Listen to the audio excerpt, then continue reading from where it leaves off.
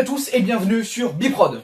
Aujourd'hui nous allons parler d'une des pierres angulaires de la comédie des années 90, La Cité de la Peur de Les Nuls. Mais d'abord, c'est quoi Les Nuls? Les Nuls sont à l'origine une troupe comique montée par Alain Chabat, Bruno Carrette, Chantal Lobby et Dominique Farrugia. Leur première apparition s'est faite sur Canal+ en 1987 avec Objectif Nul, une parodie de la série Star Trek et un clin d'œil aux aventures de Tintin. Et comme je sais que mon public ne passe pas la vingtaine, je vous conseille de fermer cette vidéo et d'aller voir ce qu'ils ont fait, tellement c'est juste génial. Pour les chats qui en ont jusque-là des pâtés pour chats, Fido a créé le coup de pied au cul. Fort de leur succès, ils créent par la suite le JTN, TVN 595 et ABC des Nuls. La troupe se verra malheureusement réduite à 3 après le décès de Bruno Carrette en 1989 et se séparera en 1992 avant de faire le film dont nous parlons aujourd'hui. Sorti en 1994 et réalisé par Alain Berberian, dont c'est le premier film, La Cité de la Peur se passe pendant le festival de Cannes où Odile de Ré, jouée par Chantal Lobby, est l'attachée de presse du film d'horreur nanar Red is Dead. Personne n'aime le film et le projectionniste est mystérieusement assassiné de la même manière que dans le film. Le meurtre assurant la publicité de Red is Dead, Odile fait venir à Cannes le réalisateur et acteur principal, Simon Jérémy, joué par Dominique Farrugia, et le fait protéger par le garde du corps, Serge Karamazov, aucun lien fils unique, joué par Alain Chabat. Aux manettes du film, on retrouve donc les Nuls, réduits à 3 après le décès de Bruno Carrette en 1989. Pour leur premier pas au cinéma, les Nuls ont commencé leur film avec ce qu'ils ont fait de mieux sur Canal+, un sketch. La scène peut fonctionner par elle-même et aurait pu s'arrêter au générique de fin, puis se démarque par le surplus de gags. En 3 minutes, on peut en compter 57. Un surdosage qui sera maintenu sur 1h35.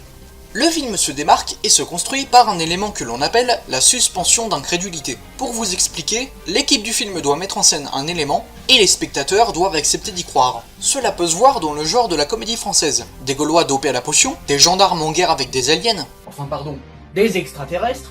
et ici, un tueur qui assassine ses victimes à la faucille et au marteau, exactement comme dans un film. On rit parce qu'on y croit. On oublie qu'on regarde un film, mais les Nuls ne cessent de nous le rappeler. Les gags s'enchaînent comme des verres au bar, qu'ils soient attendus ou non.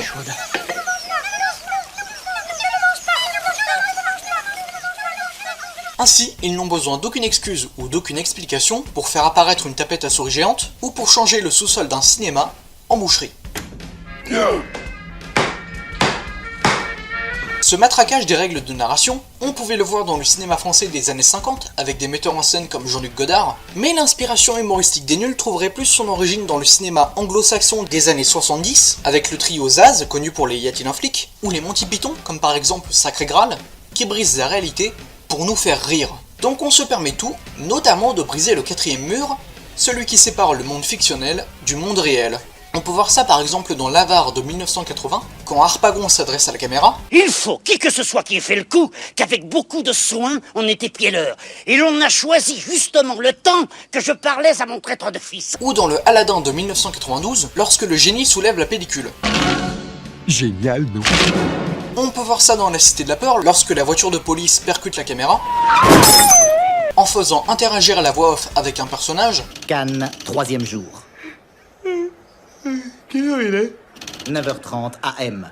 Waouh, déjà? Ah, mais j'avance un peu. Ou en bruitant une scène à la bouche. Pour des raisons de budget, la scène suivante sera entièrement bruitée à la bouche. Ensuite, la façon dont les Nuls détournent plusieurs éléments de la pop culture s'appelle la parodie. Il s'agit du domaine d'excellence des Nuls qui se sont moqués de la télévision avec des fausses pubs Royal Rabbin. et des fausses émissions. Elle fait la cuisine, Monique? Oui, Qu'est-ce qu'elle te fait à manger? de l'huile. La façon dont on crée une parodie est simple. On reprend une œuvre fidèlement avant d'y ajouter un élément inattendu. Ici, la scène d'interrogatoire de Basic Instinct est reprise au premier degré jusqu'au plan où Odile mange un cassoulet. C'est mathématique. Plus le décalage est grand, plus on rigole. Pour ce qui est du film lui-même, je le trouve excellent. Mise en scène efficace, Je vais me chier dessus. dialogue aux petits oignons Attention, Émile, derrière vous! Ça ne prend pas, Simon. et référence à la pop culture. Sarah Connor. C'est à côté. Pour tout dire, La Cité de la Peur, c'est un peu le précurseur de Mission Cléopâtre. C'est-à-dire que c'est le genre de film que vous pouvez voir 30 fois, mais qui vous fera toujours décompresser. En résumé, La Cité de la Peur est un excellent film. Un vrai film de fan, bien parti pour être toujours aussi culte dans 30 ans. C'est la fin de cette vidéo et j'espère qu'elle vous aura plu. Je vous invite donc à mettre un pouce bleu, à vous abonner à ma chaîne et à partager la vidéo. Parce que si vous faisiez tout ça...